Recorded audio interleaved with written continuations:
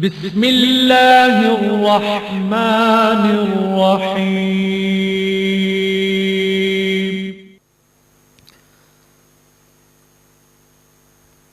ماہ شوال کی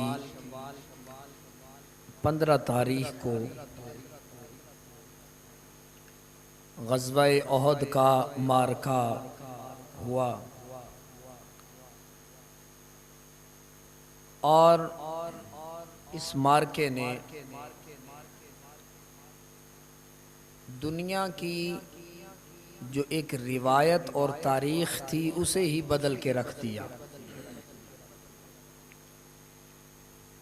جانثاری جان دینے کا معاملہ عموماً یہ ہوتا ہے کہ کوئی بھی بندہ اگر کسی کو خون کی ایک بوتل بھی دینی پڑ جائے نا، خون کی ایک بوتل یا خون کے چند قطرے بھی اگر دینے پڑ جائیں تو بندہ 1000 مرتبہ سوچتا ہے کہ یار میرے جسم سے خون کم ہو جائے گا،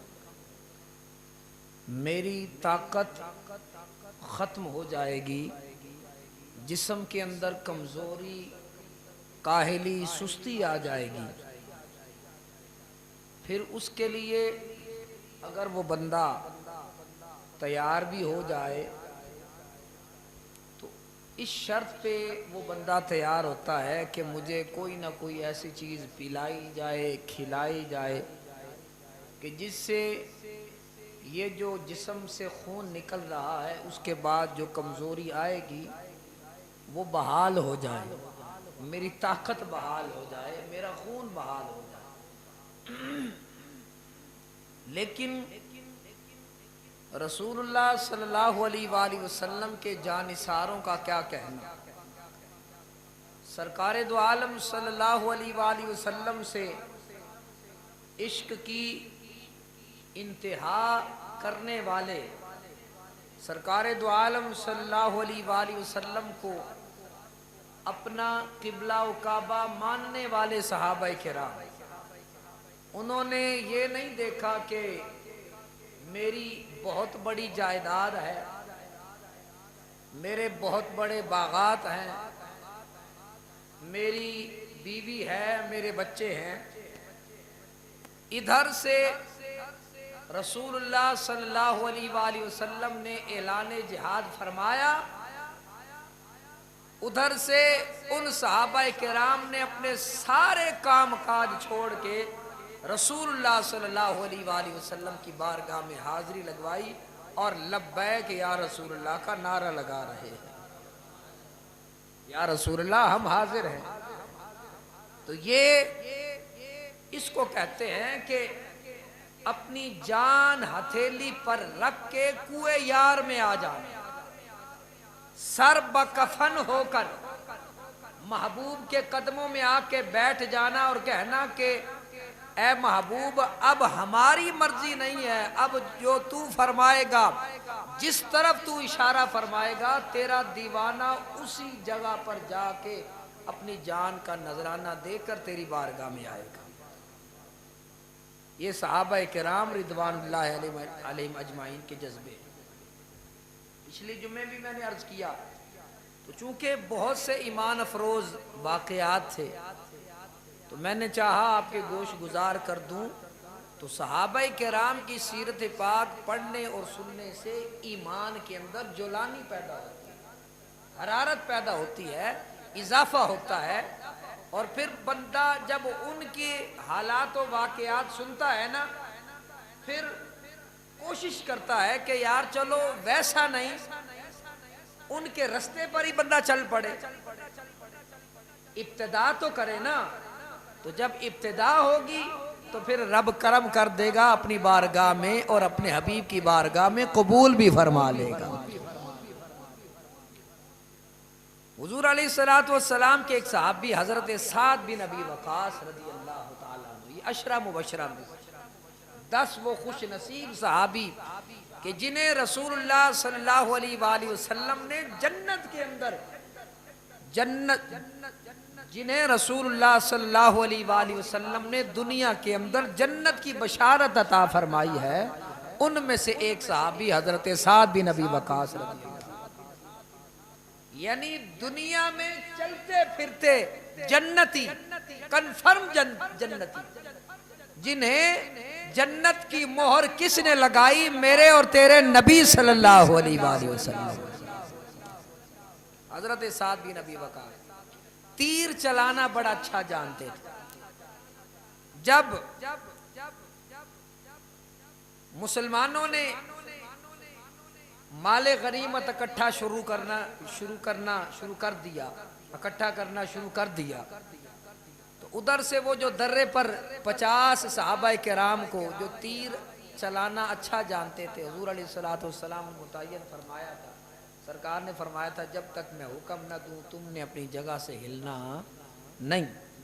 ان میں سے 40 صحابہ کرام بھی مال غنیمت اکٹھا کرنے والوں میں شامل ہو گئے۔ دشمن نے پیچھے سے حملہ کیا، آگے بھی دشمن ہے، پیچھے بھی دشمن ہے، درمیان میں مسلمان آ گئے، بہت زیادہ خون بہا ہوا، یہاں تک کہ جو پچھلے جمعے میں نے عرض نہیں کیا تھا، رسول اللہ صلی اللہ علیہ وآلہ وسلم کی ذات اصل میں ان کا ٹارگٹ تھی۔ جب دشمنوں نے دیکھا کہ مسلمان اب بھاگنا شروع ہو گیا ہے، ڈرنا شروع ہو گیا ہے، اور رسول اللہ صلی اللہ علیہ وآلہ وسلم کے ارد گرد چند صحابہ کرام کے علاوہ کوئی صحابی موجود نہیں ہے، تو دشمن نے حضور علیہ السلام پر حملہ کرنا چاہا۔ حضور علیہ السلام کے صحابی حضرت سعد بن ابی وقاص رضی اللہ تعالیٰ عنہ بھی وہاں حضور کے محافظوں میں شامل تھے۔ اب دیکھیے ہر طرف سے تیر برس رہا ہے، صحابی ایسے کھڑے ہیں۔ حضرت سعد بن ابی وقاص، میں نے عرض کیا کہ تیر چلانا بڑا اچھا جانتے تھے۔ جنگ کے دوران حضور علیہ السلام کے پاس جو صحابی موجود تھے ان میں سے ایک حضرت سعد بن ابی وقاص بھی تھے۔ حضور علیہ السلام ایک ایک تیر پکڑا رہے تھے، فرمایا مارے نا تیر، ان کو تیر مارو۔ رسول اللہ صلی اللہ علیہ وآلہ وسلم تیر پکڑا رہے ہیں، اور پھر جو اہم بات، جو سعادت والی بات جو اس صحابی کو نصیب ہوئی، وہ پورے صحابہ کرام میں سے کسی اور کو نصیب نہیں ہوئی۔ حضور علیہ السلام نے فرمایا ارمی فدا کا ابی و امی، اے سعد تیرے اوپر میرے ماں باپ قربان ہو جائیں، ان کو تیر مار۔ اے سعد تجھ پر کون فرما رہا ہے؟ نبی فرما رہے، کسی کو اور کو نہیں یہ سعادت دی۔ اے سعد تجھ پر میرے ماں باپ قربان ہو جائیں، ان کو تیر مار، ان کو تیر مار، ان کو تیر مار۔ پھر انہی خوش نصیب صحابہ میں سے ایک صحابی حضرت ابو طلحہ انصاری رضی اللہ عنہ، بلکہ ان سے پہلے حضرت طلحہ بن عبید اللہ، جب انہوں نے دیکھا کہ دشمن خدا رسول اللہ صلی اللہ علیہ وآلہ وسلم پر تیر برسا رہا ہے، بڑی غور سے میری بات سننی ہے، تیر برسا رہا ہے، ہاتھ سے تیر روکنا شروع کر دی۔ کس سے؟ ہاتھ سے تیر روکنا شروع کر دیے۔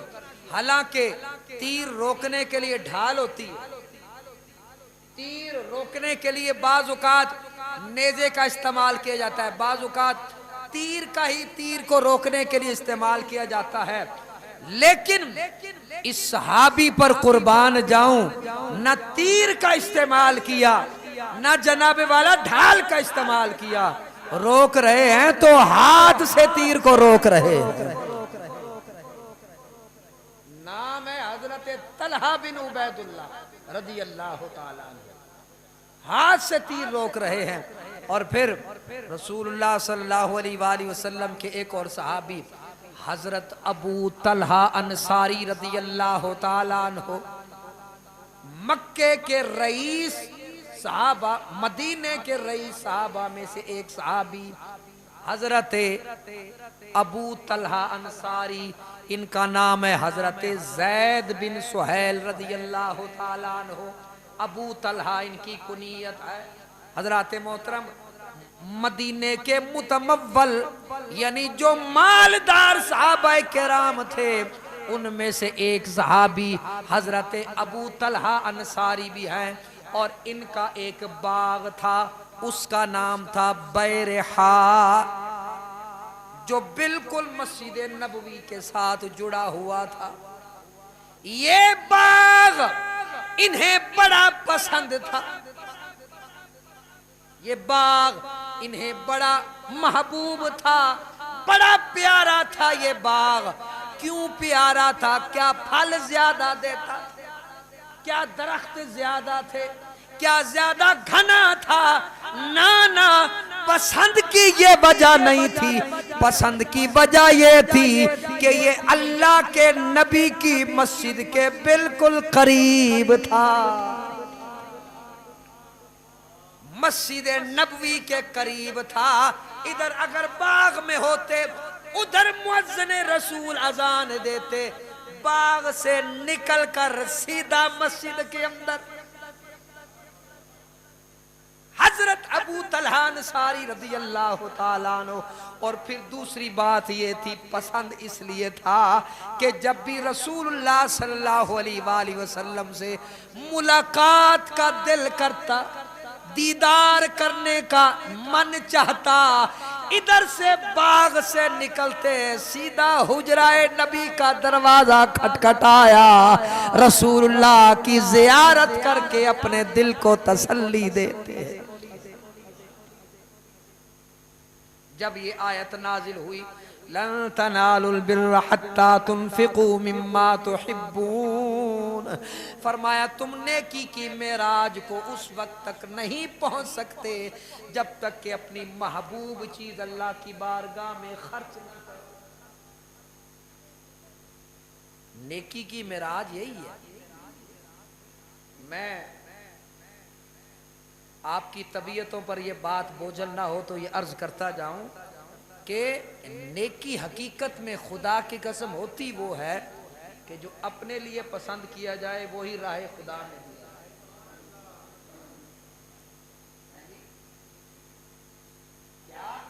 جو اپنے لیے پسند کیا جائے وہی راہ خدا میں دیا جائے۔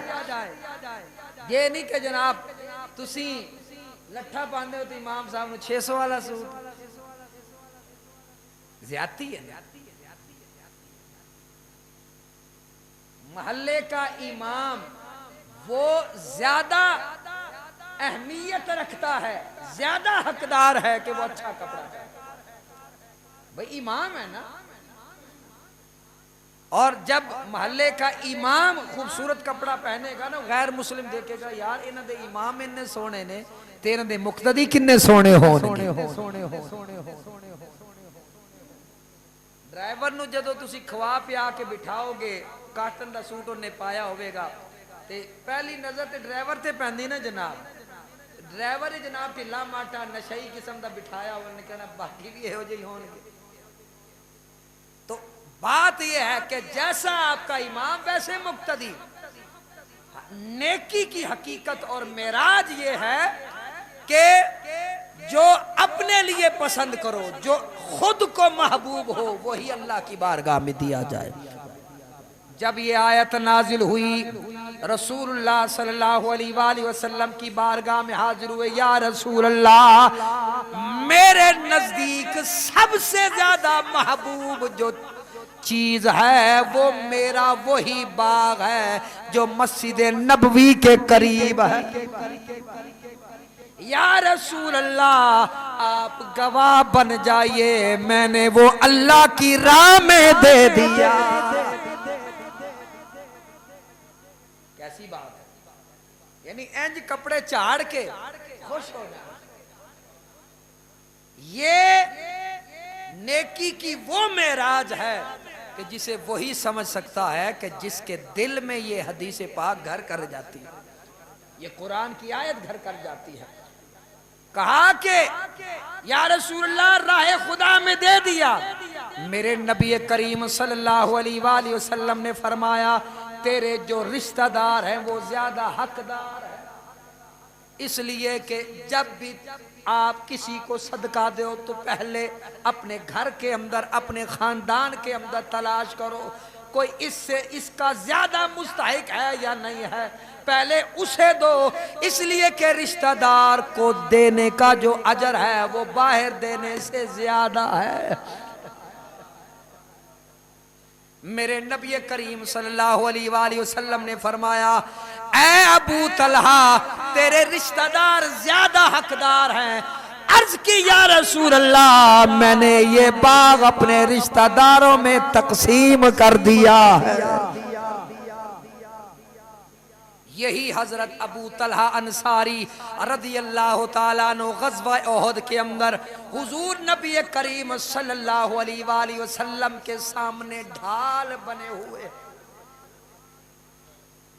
ادھر سے ہاتھ پھیلائے ہوئے ہیں، ادھر سے منہ ایسے کیا ہوا ہے. میرے نبی کریم صلی اللہ علیہ وآلہ وسلم نے ایسے سر اٹھا کے دشمن کو دیکھنا چاہا. حضرت ابو طلحہ انصاری رضی اللہ تعالیٰ عنہ حضور کے سامنے ہو گئے. عرض کرتے حدیث کے لفظ ہیں نہری دون نہری نفسی دون نفسی وجہی دون وجہی. یا رسول اللہ آپ پیچھے رہیے، میرا چہرہ آپ کے چہرے پر قربان ہے، میرا سینہ آپ کے سینے پر قربان ہے، یہاں تک کہ فرمایا میری جان آپ کی جان پر قربان ہے. دھن بھی وارا تن بدن بھی وارا. وہ جو میرے علی شاہ ہے اس نے بھی خوبصورت بات کی فرمایا تن من دھن سب کچھ وار دیواں. تن من دھن سب کچھ وار دیواں میں وار دیواں کونین پیا. او تیری یاد ہے من کا چین پیا، تیری یاد ہے من کا چین پیا. یہاں تک کہ ہاتھوں پر میں نے وہ جو حضرت طلحہ کا ذکر کیا، طلحہ بن عبید اللہ، انہوں نے ہاتھ سے تیر روکے، اتنے روکے کہ ہاتھ شل ہو گیا. ہاتھ کام نہیں کر رہا لیکن رسول اللہ کے لیے کام کر رہا. بھئی ہے ایسا جذبہ. اللہ اکبر. آسمان دنیا نے پہلی مرتبہ یہ نظارہ دیکھا ہوگا کہ کوئی کیسے کسی کے سر سے لے کر پاؤں تک، یہاں تک نہیں بلکہ دلوں کے اندر کوئی کیسے راج کر سکتا ہے. ہر کوئی اپنی جان اٹھاتا ہے، یار کے قدموں میں بچھاتا ہے. یہی حضرت ابو طلحہ انصاری رضی اللہ تعالیٰ عنہ حضور کی بارگاہ میں جب یہ عرض کی نا یا رسول اللہ میرا سینہ آپ کے سینے پر قربان، میرا چہرہ آپ کے چہرے پر قربان. وہ بولو نا سبحان اللہ. میری جان آپ کی جان پر قربان. اتنی سی بات کی نا تو حضور علیہ الصلوۃ والسلام نے فرمایا اور اس روب سے پھر روب سے دشمن کو للکارا. فرمایا میرے ابو طلحہ کی جو آواز ہے نا، فرمایا 100 لشکر والوں پر بھاری ہے اور یہاں تک کہ ایک حدیث میں آیا فرمایا 1000 آدمیوں سے بہتر ہے میرے ابو طلحہ کی جو آواز ہے. رسول اللہ نے انعام بھی عطا فرمایا، عظمتیں شانیں رفعتیں فضیلتیں بھی عطا فرمائی. یہ میرے نبی کی بارگاہ ہے، حضور تو ادھار رکھتے ہی نہیں. انہی صحابہ میں سے ایک صحابی ہیں حضرت قتادہ بن نعمان رضی اللہ تعالیٰ عنہ. ایک تیر سنسناتا ہوا آ رہا ہے. حضرت قتادہ بن نعمان رضی اللہ تعالیٰ عنہ آپ کا عشق دیکھیے، ہاتھ سے نہیں روکا، بازو سے نہیں روکا، سیدھا آگے منہ کر لیا، حضور کی طرف، حضور کے چہرے مبارک کی طرف وہ تیر آ رہا ہے، اپنا منہ آگے کر دیا. اور یہ بھی کنفرم نہیں، صحابی کو یہ بھی کنفرم نہیں کہ کہاں تیر لگے. ہم لوگ اپنا منہ چہرہ بڑا بچاتے ہیں، چاہے وہ گرمی سے بچائیں، چاہے وہ ٹریفک کے اندر اپنی گاڑی چلاتے ہوئے بچائیں، یا کہیں بھی پہلے بندہ اپنا چہرہ چھپاتا ہے، اپنا سر چھپاتا ہے، بچاتا ہے. لیکن یہ کیسا عشق رسول ہے، پہلے اپنا چہرہ فدا کرتا ہے. یہ عشق کی انتہا ہے جناب، عشق کی انتہا ہے. یہ نہیں دیکھا کہ جناب وہ تیر میرے منہ کے اندر چلا جائے گا، ناک کے اندر چلا جائے گا، آنکھ میں لگ جائے گا، نہیں. اور پھر کیسی بات، حضرت قتادہ نے ایسے جو چہرہ کیا، تیر سیدھا لگا آنکھ کے اندر، تیر آنکھ کے اندر اور آنکھ باہر.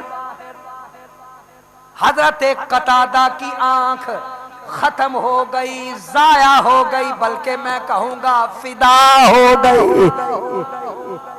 ضائع تو وہ ہوتی ہے نا جو ملے نہ، نقصان ہو جائے.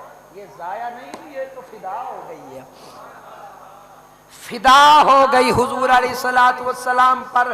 اللہ اکبر. حضور نبی کریم صلی اللہ علیہ وآلہ وسلم کی بارگاہ میں یہی قتادہ اپنی آنکھ ہاتھ میں لیے حاضر ہو گئے. اپنا سبحان اللہ. قتادہ اپنی آنکھ لیے میرے نبی کریم صلی اللہ علیہ وآلہ وسلم کی بارگاہ میں حاضر ہو گئے. عرض کرتے ہیں یا رسول اللہ ہذا قال ہذا ما ترى یا رسول اللہ صلی اللہ علیہ وسلم. یا رسول اللہ یہ وہ ہے جو آپ دیکھ رہے ہیں، یہ میری آنکھ ہے، یہ میری، بولو نا، یہ میری آنکھ ہے. حضور کا صحابی ہے، اور یہ وہ صحابی ہے جن سے اللہ بھی راضی ہے، یہ اللہ سے راضی ہے.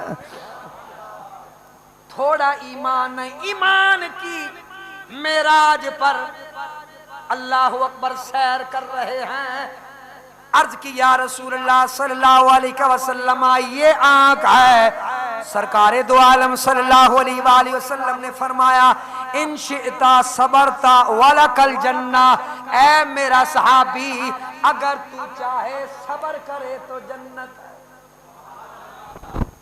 اگر تو اس بات پہ صبر کرے تو تیرے لیے جنت ہے، جنت کی صورت میں عطا فرمائے گا. حضرت قتادہ عرض کرنے لگے یا رسول اللہ میں حلے جوان، میری بیوی بھی جوان ہے. یہ حدیث کے لفظ ہے، مفہوم عرض کر رہا ہوں. اگر اسی حال میں میں اپنے گھر گیا تو میری بیوی مجھے آور یعنی کانا، ایک آنکھ سے محروم جسے کانا کہا جاتا ہے. اللہ اکبر. اور میں یہ سن نہیں سکتا. آنکھوں نا سبحان اللہ. اللہ اکبر. میں یہ سن نہیں سکتا.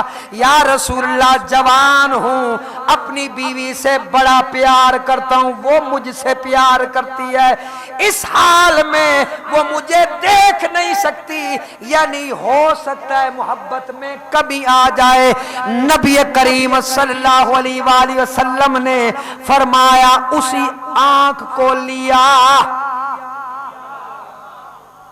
فَأَخَذَهَا رسول اللہ صلی اللہ علیہ وآلہ وسلم. رسول اللہ صلی اللہ علیہ وآلہ وسلم نے اسے لیا اور اسے ان کی جو آنکھ ہے اسی جگہ پر رکھا، جسے آپ کہتے ہو فٹ کیا، اور نبی کریم صلی اللہ علیہ وآلہ وسلم نے اپنا پاک مطہر معمبر لعاب دہن مبارک ایسے جو لگایا،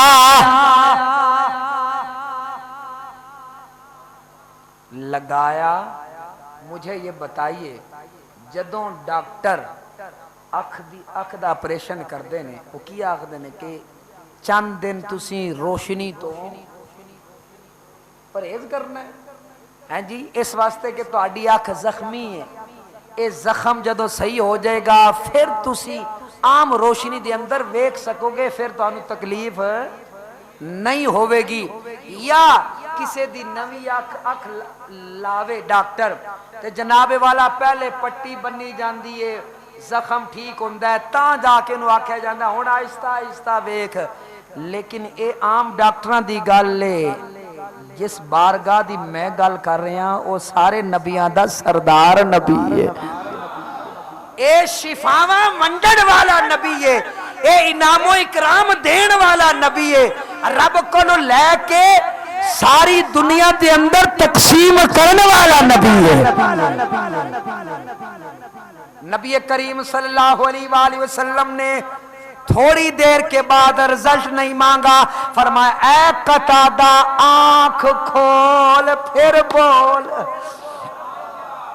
آنکھ کھول پھر دیکھ کے بتا کہ اب کیسا محسوس کر رہا ہے، اور پھر یہ بھی بات ذہن میں رکھے آنکھ دھوئی نہیں، جیسے آنکھ تھی اسے اٹھایا، آنکھ میں فٹ فرمایا۔ یہ رسول اللہ صلی اللہ علیہ وآلہ وسلم کا کمال ہے۔ فٹ کر کے فرمایا ہن بول، اے قتادہ ہن دس اکھ چو نظر آ رہا یا نہیں آ رہا، مینوں دسو اکھ چ تیر لگا ہوئے یا کوئی تیلا یا کوئی بھی ایسی چیز لگی ہوئے جدے نال اکھ ضائع ہو جاوے، وہ دوبارہ بن سکتی ہے؟ نہیں بن سکتی۔ دنیا دا کوئی بھی ڈاکٹر جیڑی اکھ ضائع ہو جائے او دے اندر دوبارہ نور نہیں لے آ سکتا، اے ایک ہی ذات کائنات دے اندر او نور والی ذات ہے جیڑا ضائع ہوئی اکھ دے اندر بھی نور پیدا فرما دیتی ہے۔ میرے نبی کریم صلی اللہ علیہ وآلہ وسلم نے فرمایا قتادہ آنکھ کھولو، حضرت قتادہ رضی اللہ عنہ آپ نے جب آنکھ کھولی نا، اللہ اکبر، فرماتے ہیں فَكَانَتْ أَحْسَنَ عَيْنَيْهِ وَأَحَدَّهَا، فرمایا جس طرح جو پہلے والی آنکھ تھی ویسی یہ آنکھ نہیں تھی، ویسی یہ آنکھ نہیں تھی، پھر کیسی تھی؟ احسن عینیہ، او دے نالوں بھی زیادہ سونی سی۔ اس گل تے بلند وانا لاکھو سبحان اللہ۔ کی گل ہے، سرکار دی گل سن کے خوشی نہیں ہوندی؟ بلند وانا لاکھو سبحان اللہ۔ فرمایا پہلی آنکھ سے بھی زیادہ حسین تھی، پہلی آنکھ سے بھی زیادہ حسین تھی، وَأَحَدَّهَا، ایدی نظر کمزور سی، پہلے والے دی نظر کمزور سی، جڑی سرکار نے ٹھیک کیتی سی ایدی نظر تیز ہو گئی۔ وَأَحَدَّهَا، اور پھر فرماتے ہیں کہ یہ جو پہلے والی آنکھ تھی یہ کبھی کبھی خراب ہو جاتی تھی، لیکن جب سے رسول اللہ صلی اللہ علیہ وآلہ وسلم نے اس آنکھ کو لعاب دہن مبارک لگا کے ٹھیک کیا ہے، یہ آنکھ تو خراب ہو جاتی ہے، یہ آنکھ خراب ہوتی نہیں ہے۔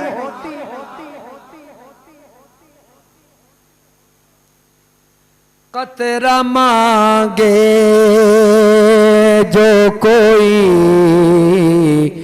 تو سے دریا دے دے، قطرہ مانگے جو کوئی تو سے دریا دے دے مجھ کو کچھ اور نہ دے اپنی محبت دے دے. اور پھر واقعات تو بہت زیادہ ہیں. حضرت سیدنا امیر حمزہ رضی اللہ تعالیٰ عنہ جو میرے نبی کریم صلی اللہ علیہ وآلہ وسلم کے محبوب چچا، حضور علیہ السلام سے 2 سال بڑے، بعض روایات میں 4 سال، اور چچا بھی ہیں اور ایک ہی لونڈی کا دودھ بھی پیا ہے. اس لحاظ سے بھائی بھی ہوئے، رضائی بھائی بھی ہوئے اور چچا بھی ہوئے. میرے نبی کریم صلی اللہ علیہ وآلہ وسلم سے بڑا پیار کرتے ہیں اور حضور ان سے بڑا پیار کرتے ہیں. سارے چچاؤں میں سے محبوب چچا کون ہے؟ حضرت امیر حمزہ رضی اللہ تعالیٰ عنہ. رسول اللہ صلی اللہ علیہ وآلہ وسلم کو اذیت دی ابو جہل نے. چچا مختصر عرض کرتا ہوں، شکار کر کے آئے، لونڈی نے بتا دیا کہ آج تیرے بھتیجے کو ابو جہل نے بڑا دکھ دیا ہے، بڑا رلایا ہے، بڑا ستایا ہے. عموماً معمول یہ ہوا کرتا تھا کہ شکار کھیل کر سیدھا حرم شریف میں آتے، طواف کرتے، پھر گھر کو جاتے. آج بھی معمول یہی برقرار رکھا، لیکن رستے میں خبر یہ مل گئی تھی کہ تیرے بھتیجے کو ابو جہل نے تنگ کیا ہے. اللہ اکبر. آج آئے سیدھا حرم پاک کے اندر، طواف بھی نہیں کیا، سیدھا گئے اس کی مجلس کے اندر. سردار تھا چونکہ، ہر طرف لوگ اس کی تعریفیں کر رہے ہیں، بڑے ادب سے بیٹھے ہیں. فرمایا اے عمر، اے عمر، تو نے میرے بھتیجے کو اذیت دی ہے، تو نے اس کو اللہ اکبر برا بھلا کہا ہے، طرح طرح کی باتیں کی ہیں، اذیت دی ہے، ان کا لہو خون نکالا ہے. کہنے لگا بالکل ایسا کیا ہے، مجھ سے غلطی ہو گئی. آپ کے ہاتھ میں وہی تیر چلانے والا ترکش تھا، آپ نے اٹھایا، سیدھا اس کے سر پر مارا. آپ نے فرمایا تجھے اس بات سے تکلیف ہے کہ وہ اللہ وحدہ لا شریک کی طرف بلاتا ہے، لے آج میں بھی کلمہ پڑھ کے اس کے اسلام کو قبول کر لیتا ہوں. آپ نے پڑھا لا الہ الا اللہ لا، بلند آواز دینا، لا الہ الا اللہ لا الا اللہ محمد الرسول اللہ صلی اللہ علیہ وآلہ وسلم. جب نبی اکرم صلی اللہ علیہ وآلہ وسلم پر ایمان لے آئے، اسی حالت میں ابھی لباس نہیں تبدیل کیا، سیدھا نبی کریم صلی اللہ علیہ وآلہ وسلم کی بارگاہ میں گئے. کہنے لگے اے بھتیجے اب خوش ہو جا، میں نے تیرا بدلہ لے لیا ہے. جس نے تجھے ستایا مارا، میں نے بھی اس کا خون نکالا ہے. میرے نبی کریم صلی اللہ علیہ وآلہ وسلم نے فرمایا اے چچا، میں بدلہ لینے سے خوش نہیں ہوتا، میں تو اسلام لانے سے خوش ہوتا ہوں.